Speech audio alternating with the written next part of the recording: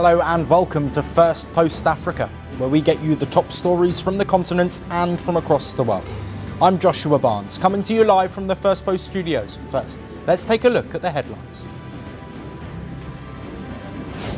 Sudan's paramilitary conducts a wave of drone strikes in eastern Sudan, including on a city that hosts a major power plant, this according to sources in the army. And it comes after damage to the facility caused outages in the capital Khartoum and Port Sudan.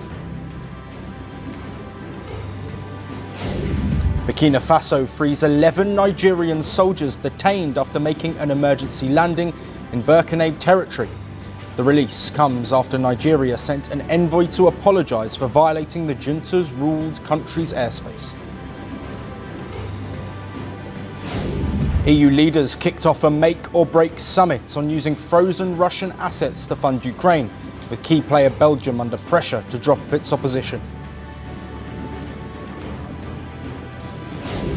Germany says it will take in 535 Afghans who had been promised refuge but have been stuck in limbo in Pakistan since Conservative Chancellor Friedrich Merz took over office in May and froze the programme. And Israel announces plans to open an embassy in Fiji next year after the Pacific island nation inaugurated its mission in Jerusalem in September. Most countries have their diplomatic seats in Tel Aviv due to the disputed status of Jerusalem.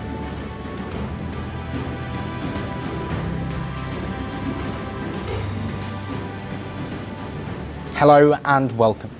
Our top story today is from South Africa. The country has expelled 7 Kenyans who were accused of illegally working on US Afrikaner refugee applications. Authorities raided a US refugee processing centre in Johannesburg on Tuesday after receiving intel on the matter. During the operation, 7 Kenyan nationals were discovered engaging in work despite only being in possession of tourist visas and clear violation of their conditions of entry into the country. They were arrested and issued with deportation orders.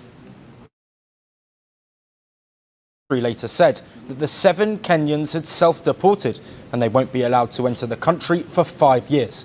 Pretoria's move has angered Washington. The US has accused Pretoria of interference. According to the US State Department, the expelled Kenyans had the right to work temporarily in the country. We have worked to operate the refugee program within the confines of the law, and South Africa has pledged on multiple occasions not to interfere in our operations. Unfortunately, we have now seen interference. The US had asked Kenyans from a Christian NGO in their home country to come to South Africa to fast-track the processing of Afrikaner refugee applications. The white Afrikaner community has been a flashpoint between the Trump administration and the Ramaphosa government. Since returning to the White House, Donald Trump has turned his back on refugees from the rest of the world. But in May, his administration offered refuge status for South Africa's minority white Afrikaner community. The US president has accused South Africa of discriminating against white people. He went even further, saying that Afrikaners were victims of a white genocide. Trump's White House meeting with South African President Cyril Ramaphosa started the dramatic fallout between these two leaders. He falsely accused Ramaphosa's government of snatching the lands of white people. He claimed that white farmers are being killed in South Africa and questioned the country's black empowerment laws. A lot of people are very concerned with regard to South Africa, and that's really the purpose of the meeting, and we'll see how that turns out. But we have many people that feel they're being persecuted, and they're coming to the United States. So we take from many locations if we feel there's persecution or genocide going on. And we had a lot of people. I must tell you, Mr. President, we have had a tremendous number of people, especially since they've seen this. Generally, they're white farmers, and they're fleeing South Africa, and it's a very sad thing to see. But Pretoria has repeatedly denied these allegations. The Ramaphosa government has pointed out that Washington's claims are nothing but disinformation.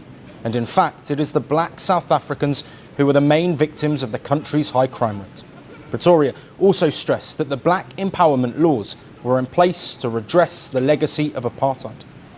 Since Trump's return to the White House, ties between the US and South Africa have nosedived. The Trump administration has been unhappy with Pretoria's domestic and foreign policies. South Africa's genocide case against Israel over the Gaza offensive has further irked the US, a staunch Israeli ally. The US expelled South Africa's ambassador in March and imposed 30% tariffs. The Trump administration also boycotted the G20 summit held in Johannesburg last month. And Trump said the US would not be inviting South Africa to next year's G20 summit, which will be held in Miami. And for more with us on this, we have Dr. Kwaku Nwama, a professor of international studies at the American University, joining us live from Washington, D.C. Welcome to Firstpost Africa. Thanks for having me. South Africa has accused the US of using illegal workers. America accuses Ramaphosa's government of interference. What is your take on this new flashpoint? I think this is a storm in a teacup. The relationship is too important to allow such issues to destroy it. South Africa needs American markets. America needs South African imports. They need to figure out a way to rise above this disagreement. Yes, and looking at the fallout between these two nations, it is, of course, continuing. What consequences could South Africa face up against the world's most powerful nation and also largest economy? Well, it's an asymmetric conflict. South Africa needs the United States market more than the United States needs South Africa. And so South Africa can probably, this is going to cost South Africa more, and they need to figure out how to solve it. Immediately in your lead up, you mentioned the G20 summit that's coming up, and South Africa doesn't want to be excluded from these discussions. There's already talks about excluding South Africa from the renewed AGOA, the Africa Growth and Opportunities Act, which South Africa needs to access American markets. So the cost is going to be uneven, and the Ramaphosa government needs to find a way to put this crisis behind it. To quote a famous South African writer, Alan Paton, the tragedy is not that things are broken. The tragedy is that they are not mended again. And so they need to find a way to mend this relationship. Let's look at how that may be done. What do you think Ramaphosa can do to mend ties with Donald Trump? It starts with diplomacy. Find the right diplomats, send them to Washington. It's not about Trump. Trump is transactional. He also has a short attention span, so he doesn't hold grudges. Look at the people in his cabinet. Marco Rubio called him a corn man and mocked the size of his hands. J.D. Vance literally compared him to Adolf Hitler, and yet they figured out a way to work together. So when you find a way to make the relationship worth his while, he's transactional, offer him something, send somebody that has his ear, use diplomacy. Diplomacy is an important tool. It doesn't, it's not something that you use to deal with your friends only. It's very, very important when it comes to repairing relationships with actors that you need. And this is the tool that the South African government has to resort to. Yes, and Dr. Nwama, we have mentioned so many flashpoints in the breakdown of these relations between the US and South Africa. Is Ramaphosa under pressure? And if so, what can he do to shelve that within his own country? Well, he's under pressure because, as I said, the relationship is important to him. The G20 is more important to him than it is to Donald Trump. South African exporters who are being shut out of the American market are going to be lobbying him. They're going to be putting pressure on him. South Africa has all kinds of challenges, and you don't need this fight with the United States. I understand that it's annoying, particularly how he was treated when he came to the White House, but you rise above that. Important nations have to find a way to trade. South Africa is too important to the American relationship to let this thing become a problem. They need to find a way to get over it. Ramaphosa has already scored a number of public points with how the G20 meeting in South Africa ended. Now it's time to take that victory and go back to the drawing board and figure out a way to rise above it by dispatching seasoned diplomats to come to Washington and find a way to mend this relationship. As I said, Trump doesn't hold grudges for too long. He's very transactional. You saw what happened when Zoran Mandani, who mocked him, went to the White House. As soon as he got there, the relationship was fixed, and so that's what Ramaphosa is going to have to do. He's going to have to find people who can talk to Donald Trump on his behalf and just wait it out. Yes, a breakdown in this relationship, of course, having domestic and international ramifications for South Africa. A lot for us to continue monitoring. Dr. Nuama, thank you ever so much for your assistance and your intel. Thanks for having me.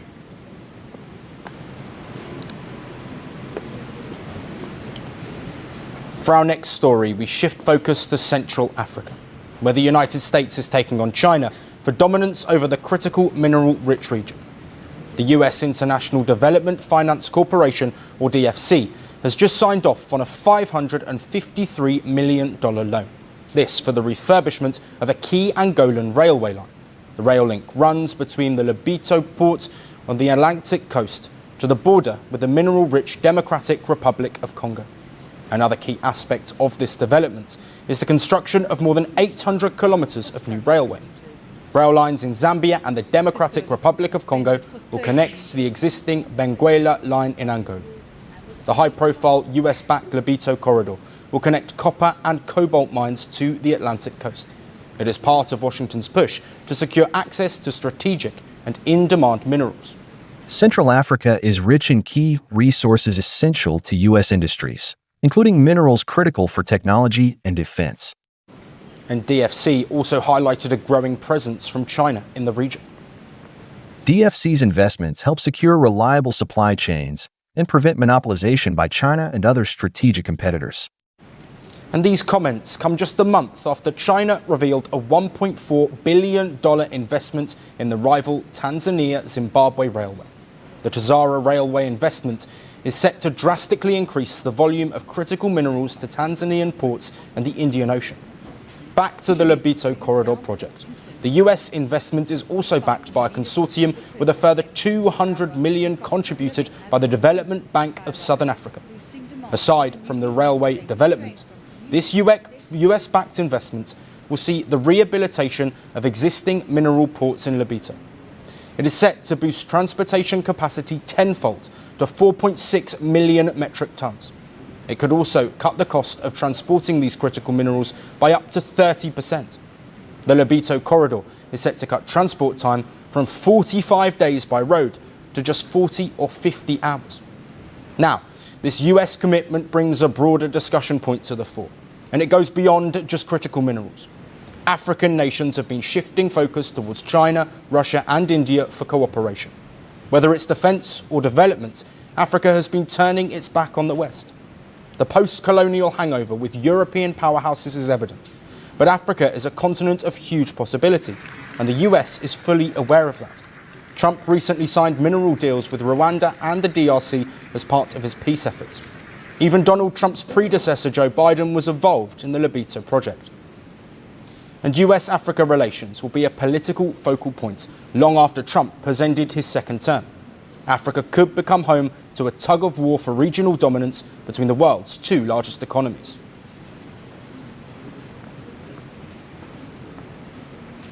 Now shifting focus to the Democratic Republic of Congo.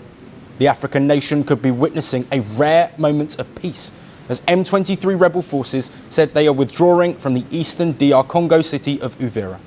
The paramilitary group said that its men have started moving away from its main base in the town. The movement was reportedly confirmed by the local residents as well. In a post on social media, M23's political leader said the withdrawal would be completed by Thursday. He also urged the civilians to remain calm and urged mediators to make sure Uvira is safe from violence and retaliation after the group's withdrawal. The M23 rebels say the withdrawal is in good faith and in accordance with the Doha ceasefire process aimed at building peace in the region. Earlier, the group said that its withdrawal was conditional and sought a neutral force to take over Uvira. The Rwanda-backed group captured the strategic border city last week. Uvira sits in South Kivu province, right on the border with Burundi. Uvira's capture allowed M23 to control a key border crossing. It also cut DR Congo off from military support coming from Burundi. All of this happened just days after DR Congo and Rwanda signed a peace deal in Washington, an agreement President Donald Trump labelled as a great miracle. But soon after Uvira's capture, US Secretary of State Marco Rubio said Rwanda had clearly violated the deal and warned of action. But DR Congo's government isn't buying the withdrawal announcement, calling it just a distraction. A Congolese government spokesperson said the move was meant to shield Rwanda from potential US action. While diplomats and leaders argue over peace, the humanitarian fallout is escalating. The United Nations say at least 64,000 people have already fled into neighbouring Burundi. Officials say most of them are women and children, and that number is only expected to rise. We began receiving refugees from the DRC last Friday, December 5th. Since then, we have already exceeded 40,000 people in just 1 week. This is simply because there has been very serious fighting on the Congolese side. It started in Kamanyola, and we saw many people fleeing to cross the border and seek safety in Burundi. They came from Sange, Katagota, and all these places. Meanwhile, the government of Burundi says more than 76,000 Congolese refugees have been registered so far, and nearly 13,000 have been relocated from overcrowded camps operating far beyond capacity.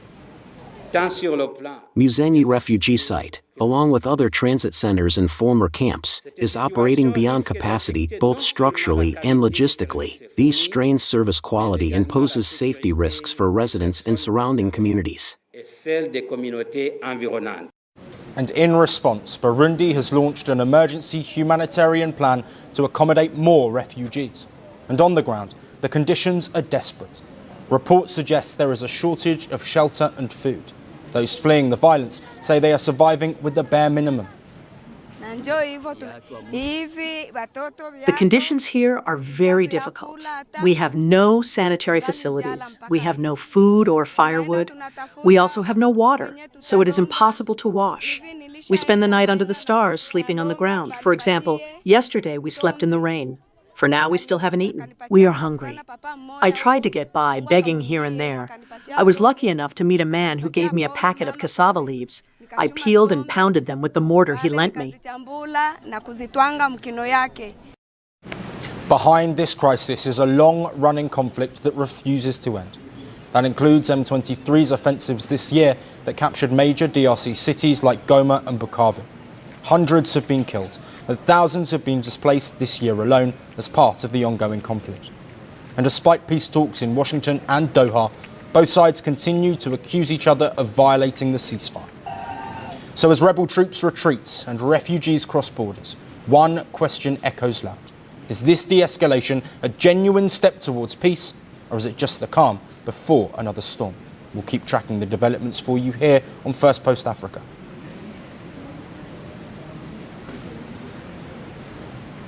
And we end the show in Nigeria, where the country's oil sector is facing a reset. Nigeria's president has nominated 2 new heads for the nation's top oil regulators. This comes just days after both sitting chiefs resigned amid an ongoing dispute involving Africa's richest man, Aliko Dangote. Nigeria's President Bola Tinubu has asked the Senate to confirm 2 new leaders for the country's oil and gas regulators.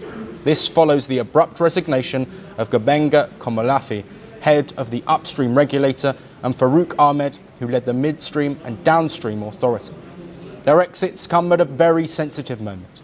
Africa's richest man, Aliko Dangote, has been publicly locked in a dispute with Ahmed. Dangote accused the former regulator of allowing cheap fuel imports into Nigeria. He said that move undercut local refineries. He also accused Ahmed of treating local refineries, including Dangote's 650,000 barrel per day Lagos plant. Dangote also alleges Ahmed paid $5 million in fees for his kids' education in a Swiss school. That amount, Dangote says, is far beyond Ahmed's public sector salary. Meanwhile, Komolafi clashed with Dangote over not enforcing crude supply rules for local refineries. Both Ahmed and Komolafi have not publicly responded. But the allegations. The timing of these exits is critical. Nigeria is Africa's biggest oil producer, but for years it has relied heavily on imported fuel because state refineries failed to deliver. Dangote's refinery in Lagos was meant to change that.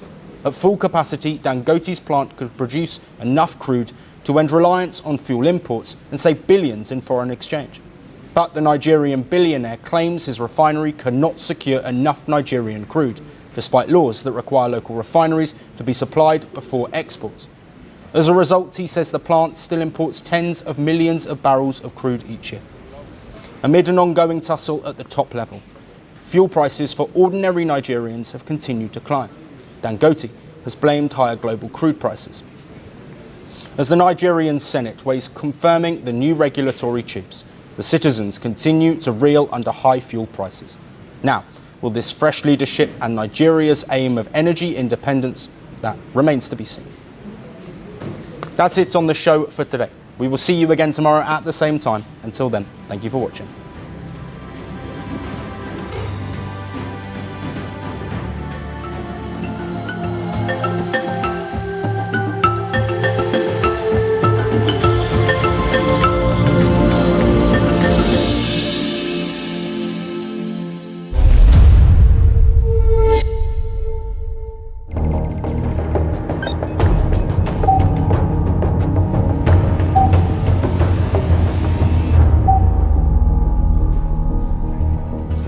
Hello and welcome to Firstpost Spotlight, where we delve deeper into the issues that matter, shining a light on the controversy.